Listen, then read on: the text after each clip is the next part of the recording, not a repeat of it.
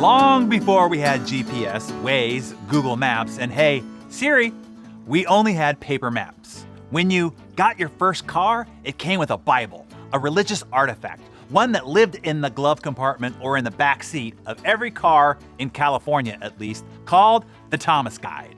When I sold real estate in Northern California, I would have to study the Thomas Guide before heading out with clients because your route would be a frenzy of flipping pages back and forth across a complex index system. It was a good idea to get familiar before you had the watchful eyes of clients in the car. To this day, if someone mentions streets in most any place in the East Bay of San Francisco, I know exactly where it is and how to get there. But just recently, I met somebody on a Raven Run in Miami Beach who had once lived in the same city that I also live here in Cardiff by the Sea in San Diego.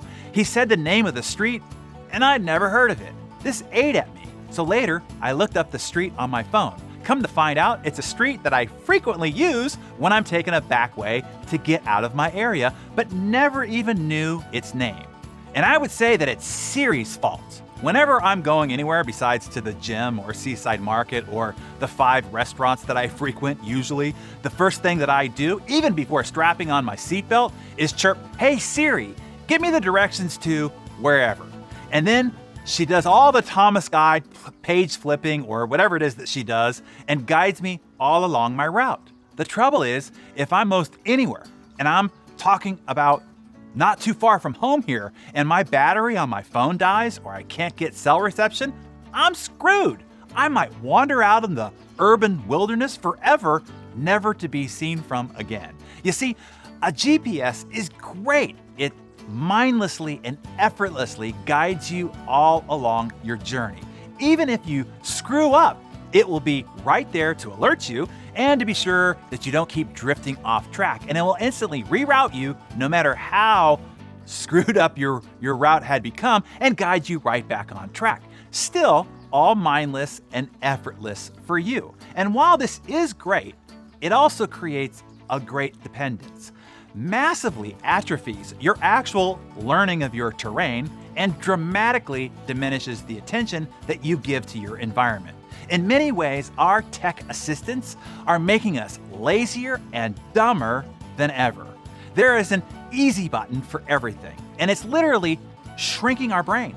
Scientific American reported on a Chinese study that scanned college-aged, high-volume internet users and found that their brains had literally shrunk as much as 10 to 20%. So here's the key point that I'm making this morning.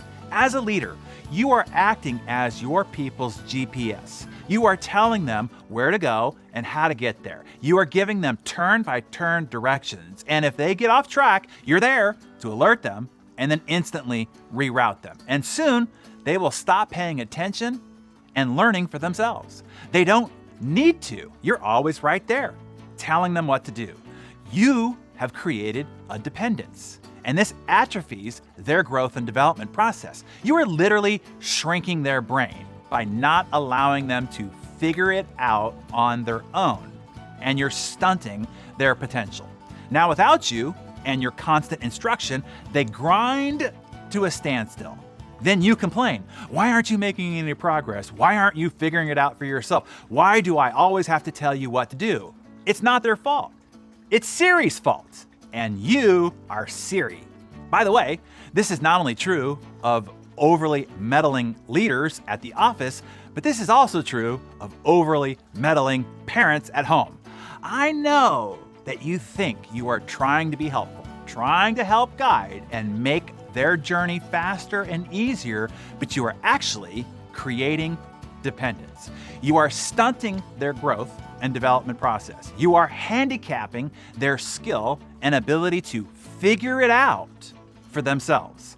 And if you are not there at every moment, they will wander out into the urban wilderness forever, never to be seen from again.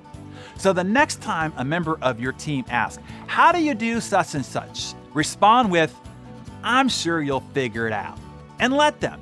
And even when you see them traveling off course, unless they're headed full force over a cliff, just let them get lost. Let them learn the errors of their ways. Let them learn to figure it out about how to find their way back. This is known as hard because you want to help protect and you want to help guide them every way you can. While it's good intending, it is greatly handicapping them. When a person is given a crutch, they learn to limp. You are causing your people, your children, to limp. You are the crutch. They are continually saying, "Hey, mom," or "Hey, boss." And there you are at their beck and call, like Alexa. While it's hard, this is one of the greatest responsibilities we have as leaders and as parents, to let those under our care safely find their own way.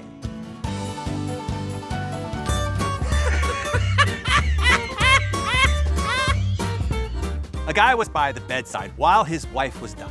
She looked up at him and said in a tired voice, "There's something I must confess." "Shh," said the husband. "There's nothing to confess. Everything's all right." No. "I must die in peace," said the wife. "I had sex with your brother. I had sex with your best friend. I had sex with your father." "I know," whispered the husband. "That's why I poisoned you."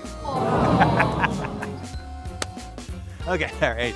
Did you know that male bees die after mating? Yeah, their life is basically honey, nut, cheerio. I'll tell you more about the process, but I don't want to drone on about it. Okay. How do you get a cowgirl to like you? Attract her. How do you get her to stay with you? Fertilize her. All right, speaking of cows, why did the guy get let go from the dairy farm?